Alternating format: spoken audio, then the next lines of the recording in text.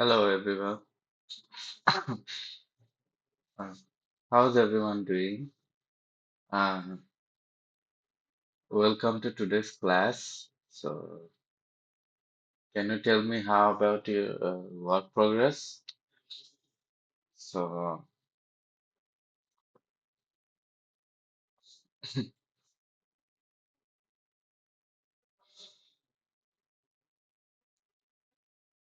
I hope we all of you got your tasks from the resource folder. So,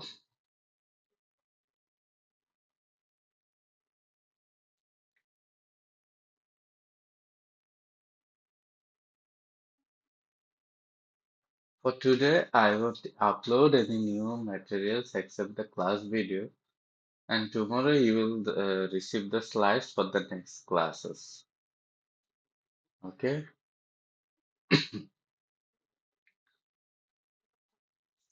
Remember, my goal is to prepare you thoroughly.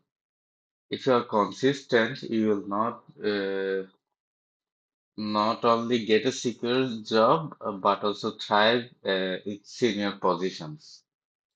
We are learning more than the basics, so you should trust the process and keep practicing.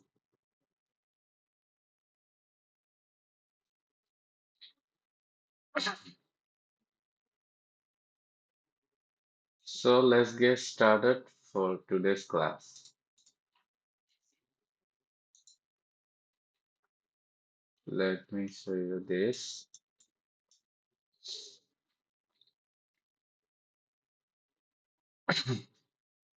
So you know how I showed you to write comments, right?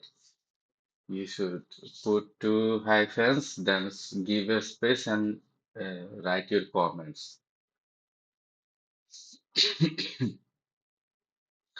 So to retrieve all columns from the tables of any database, commenting out is basically the part that won't be executed. The query that won't be executed like this dash dash space, then you write retrieved all columns from the table of any database. Okay, this acts as your caption or heading. Now, what you need to do is practice this code 5 times. So, here's how you're going to do that. We can see that we have database in our left hand side. We know how to retrieve all columns from the table of any database. So, let's take a task. For example, task 1. Uh, so, for example, you don't know what tables this database has. What you need to do is go to its database. For example, like you should write use classic models, then select all columns from a table within the database. For instance, you can write select from a customers or from employees. mm, like select from classicables.customers. According to the task, you need to practice this. Open another file and copy it from here because the task needs to be neat and organized. Now, as part of the instructions, I want everything to be organized. When practicing, use different values, different data, and different database. Okay? If you repeatedly use the same database and insert the same values, it will trigger critical thinking. Use diverse databases, tables, and columns to enrich your learning. For example, let's move to another database such as employees. You can write use employees, then select from the employees database and uh, select from departments, okay, which is in the employees database. Here you can see the employees department now and department names. Okay. Now the next task is to retrieve a specific column from the table.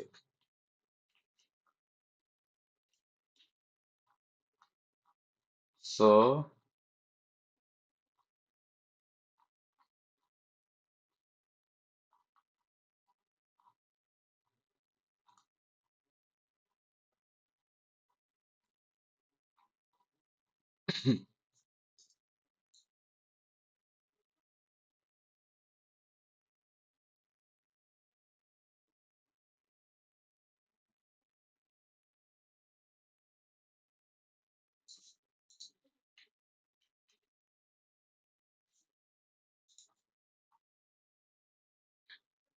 wait a minute.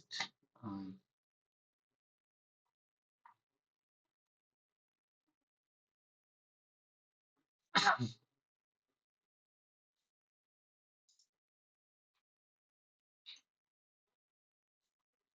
so to retrieve a specific column from a table, uh, for example, you can write select ID from world cities. This retrieve only the ID column from the city table of the world database. Okay. Similarly, for a different table, you can write uh, excuse me. You can write select actor and ID from actor table. Remember to correct spelling mistakes if they occur. As seen here, where act idea was written instead of actor idea, you can uh, create an error while searching for database. So,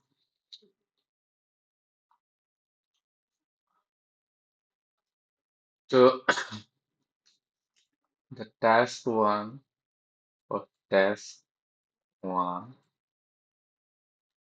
practice all codes 5 times using MS Word.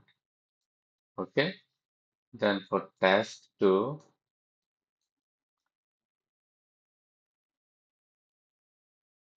you can put task two, task three, task four into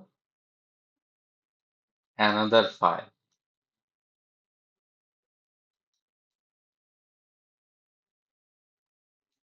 Okay. So for task 2, 3, and 4, save this into the separate files and name them sequential. So for task 1 should be one file and task 2 to 4 should be another file. Yeah, you should upload them into the assessment folder. When working in a company, imagine a scenario like you are tasked to retrieve information about employees aged 18 or above with a database containing thousands of entries manually filtering isn't feasible. A query makes the task precise and, and narrows down the search and fetches specific data. So, for instance, you can write select from employees where their age is above 18. Okay.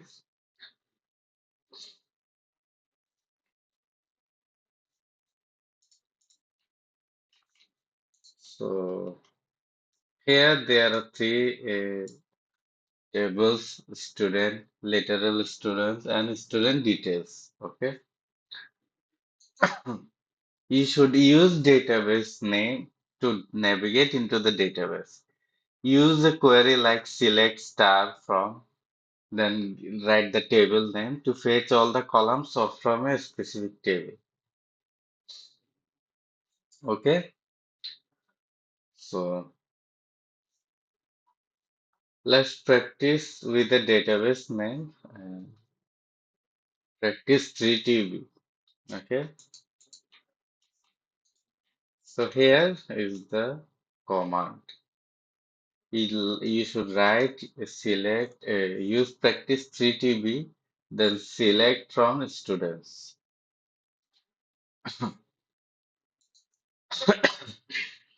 After running the program, you can see that the database is here, where you can see roll number, their name, their address, their phone, and their age.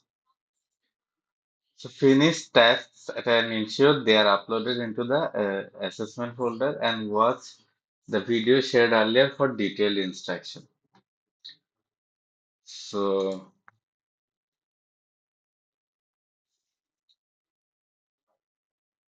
so you don't need to write the use the practice 3DB again because we are already in the database. Do I not to need to go to the database again? No, because we are already here. But if you are not sure, let me show you what happens. For example, if you are not using use, let's try this. Select star from practice 3DB dot student.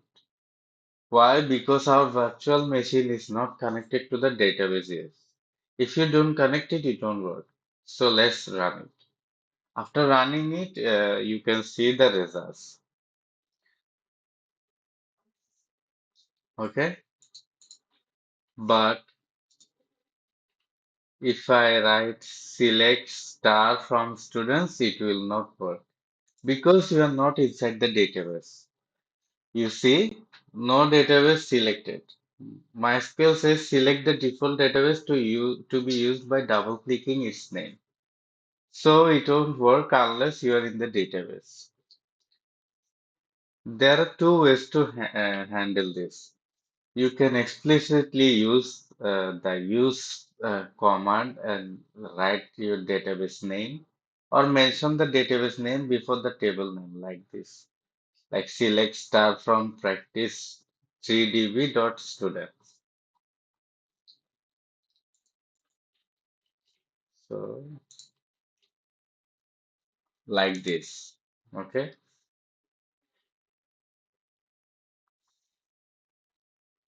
First, I will execute the use command and run the query. It works. Then second, I will skip the use command and mention the database directly. It also works. So this is how you can work professionally. But remember, unless your virtual machine or database instance is out, it's not going to work. Okay. Now let's say I only want the data for the student whose roll number is 4. What will be the query? If you look at the table, here is the structures. The columns are roll number, name, address, phone, age, and specific data for roll number 4 or is all columns for that student. So the query can be like this. Select from a student where roll number is equal to 4. This query retrieves all the columns for the specific students whose roll number is 4. After executing it, you can see that here is the results of it. Okay, we got the specific row for all columns.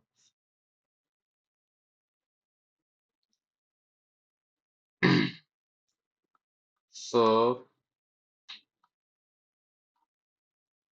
there are different type of queries like select, describe, drop, insert, modify, update. These are all queries. Okay. Now let's say I don't want all the columns. I want specific columns like roll number, name, and age. So what will the query look like? Instead of using star for all columns, we specify the column's name. Okay. So, like we write select roll number, name, age from student. This query retrieves only the specified columns. After executing it, you can see that we can see only roll number, name, and age. Now, suppose you want to retrieve data for a specific student name, Suraj, but there are multiple students with the same name. Let's consider this scenario. You have three entries for Suraj. Their data differs only by phone number. To retrieve the specific Suraj, we will use both name and phone number. So here's the query for it. Select from students where name is Suraj and phone number is 123456 7. So this query uses the AND clause to ensure that we get the specific Suraj whose phone number matches.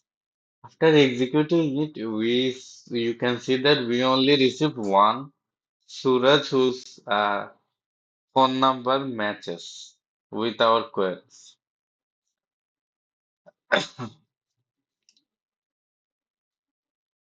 So the clauses are to add conditions or filters for queries like where, order by, group by, etc. For example, select from students retrieves all rows and columns from the student table. Adding a clause like where specifies the condition. Okay. After executing a query, the output table is data called result set. It contains column names, rows of data matching the queries. For example, select star from student. The output table is the result set. Okay.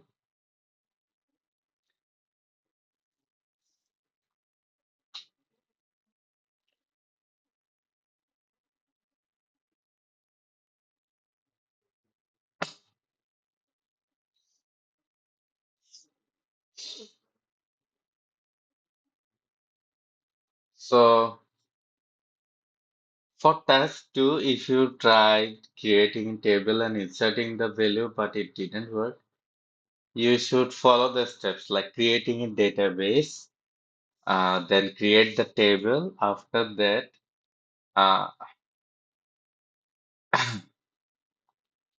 execute the command. You should check the exact spelling of the table name. If it's slightly different or missing something, it could explain why it worked or not. For consistency, always use the unique table names. So the AND clause helps retrieve data based on multiple conditions. For example, to retrieve all columns from the student table where the name is Sur and phone number is 123456 7. Like Suresh, I have said earlier, you should write the comment I have shown. Avoid using commas between the condition in the AND clause because it will show you an error. Hard coding in SQL refers to writing queries to retrieve the very specific data tailored to particular conditions. For example, if you have information about name, address, and age, and want all the data for that person, you can write select from student where name is Suresh and address is Delhi and age is 18. Hard coding is useful when you need to process data from a large database. For instance, if you have 5,000 records and 500 people named Suresh, you can use additional details like address and age to narrow down the exact record you need.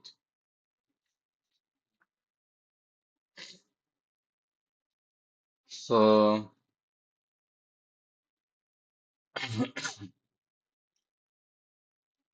Duplicates here makes it harder to retrieve the specific data unless there is a unique identifier like a primary key. In future lessons, we'll learn about nested queries to handle such cases. For now, remember, each table should have a primary key or a unique column to distinguish records. Avoid duplicates when creating tables. We'll learn how to delete duplicates in the upcoming sessions. Okay. For example, let's say we have a data table named literal student. Okay.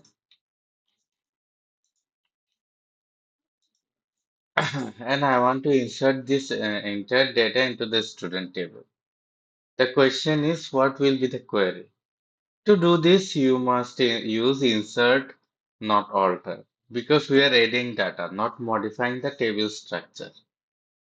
So both tables, student and literate student, have the same column name, like roll number, name, address, phone number, age. Thus, we can directly map columns from literate students to student.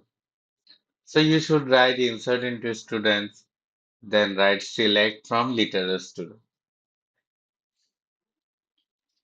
So here the insert into student add data to the student table and select from literate students selects all columns from the literate students table. So after running the query for verifying the command, write select from student. You will see all data from literate student has been added to the student. Now suppose we only want to insert roll number column from student details into the roll number column of literate student. Unlike the previous query, we are dealing with the specific column here, not the full table, okay? So you can write insert,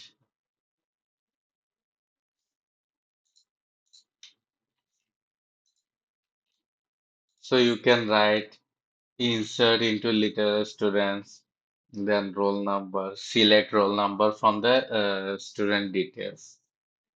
So you should identify the column to insert, like roll number. Then specify the target table and column, like insert into literal student roll number.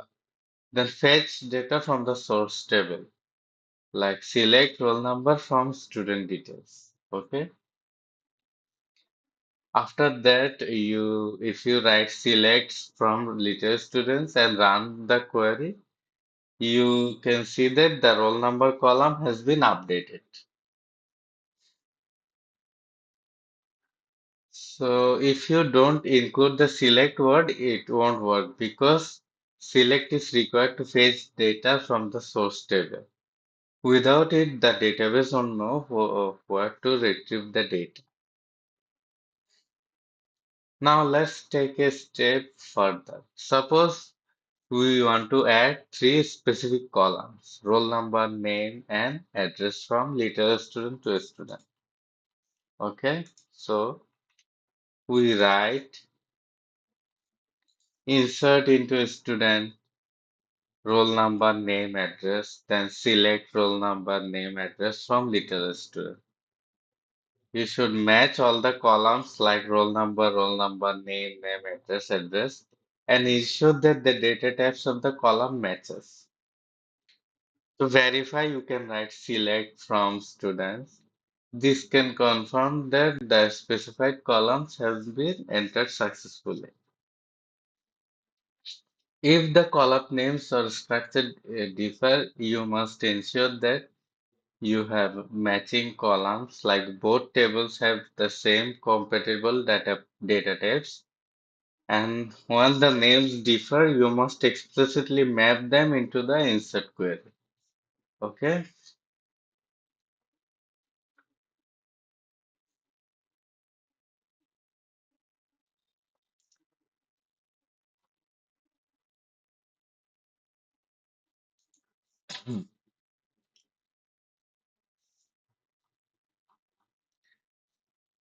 We aim to insert a specific columns like roll number, name, age from literal student from the student table. This approach is useful when working into the subset of columns instead of transferring the entire table's data.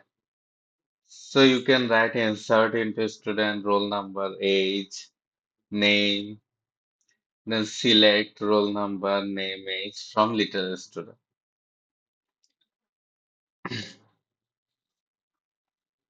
So you should identify the source table, like the table literal student containing the data to be inserted. Then ensure the column match in both tables in terms of structure. Then use insert into statement combined with select statement for precise column mapping. Then check the target table to confirm the data has been inserted correctly.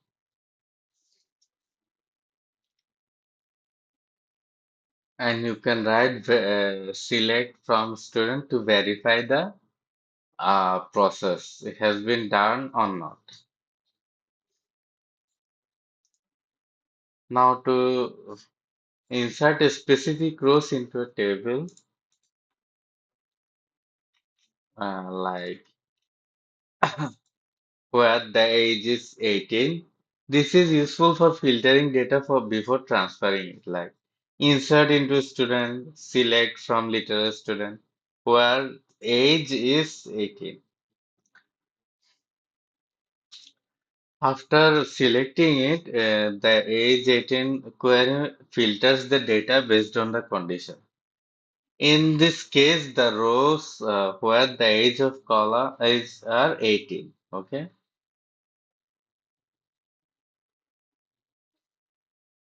When working with data containing duplicates, you might need to filter out the redundant rows to view the unique records.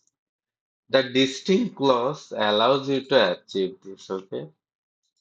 So you can write select distinct from student. Here, the distinct ensures that each row in the result set is unique, removing duplicate rows. And it specifies that all columns should be considered when determining uniqueness.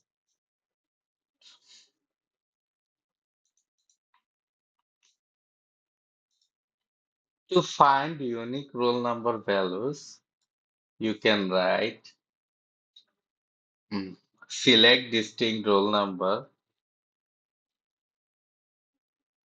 or select distinct phone number from student. Okay, this will show to this will verify the duplicates has been removed, leaving only the unique data in the result set. Okay. So you should identify columns or rows with redundant data, then use distinct with select to specify the columns you want to filter for unique values and verify that the duplicates has been removed and leaving the only unique data in the result set. Suppose you have written a query but need to correct or refine it without overwriting your code. So you can create a fresh query editor tab, paste it into the new tab, fix any syntax or logic issue into the new tab, run the corrected query to verify its work, and replace the original query with the corrected one. Okay.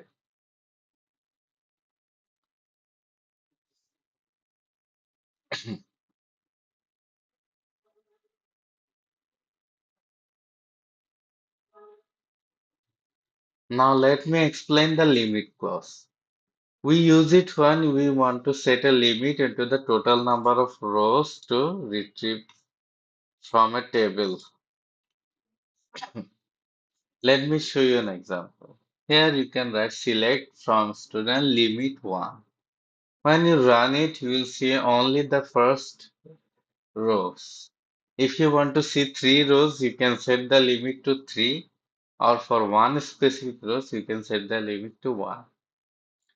What does the limit clause do? It specifies the number of rows you want to receive.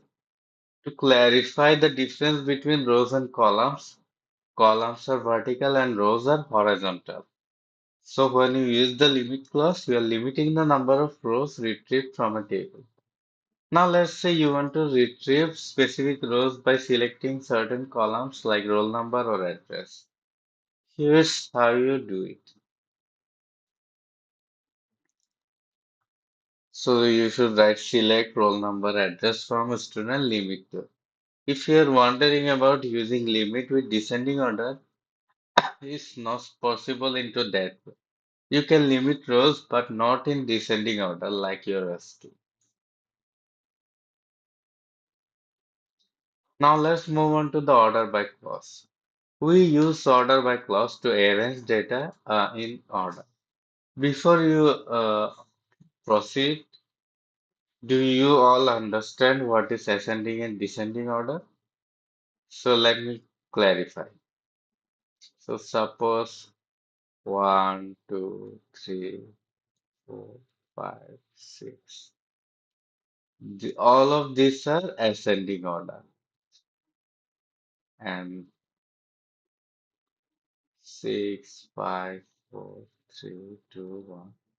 All of these are descending order. So, ascending order is sorting from the smallest to the largest, like 1 to 10. And descending is sorting from largest to the smallest, like 10 to 1. Okay? So, this is important for using the order by clause. Now, when it comes to alphabetical order, the ascending order can be John, Susie, Rachel, and the descending order can be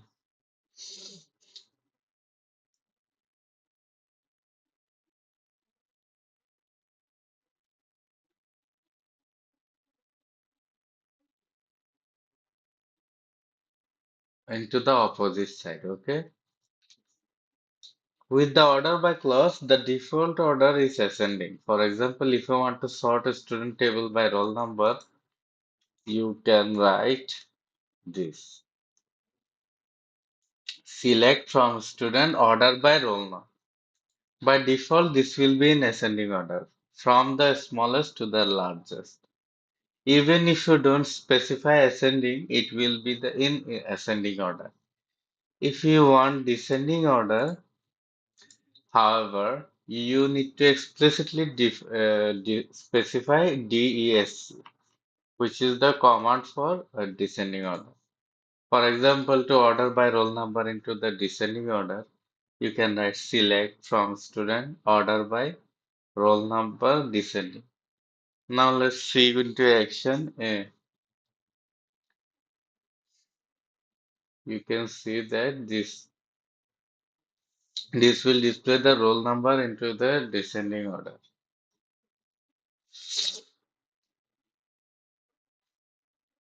If you add ascending or leave it out, the result is same. However, for descending order, you must use DESC. So let's move on to the sorting of multiple columns. Let's say we want to sort by age first and then by roll number. So here's how you do it.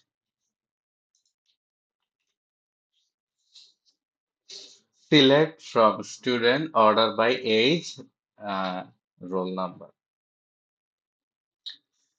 This sorts first by age, then by roll number.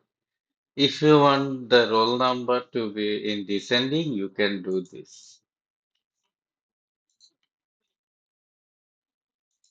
Okay, select from student order by age, then roll number into descending.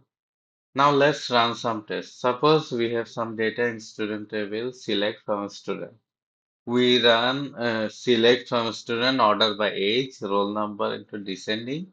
It will sort first by age in ascending order by default, then by roll number into the descending order. So we get age into ascending and roll number into descending. This means within the same age group, it sorts by the roll number from the highest to the lowest.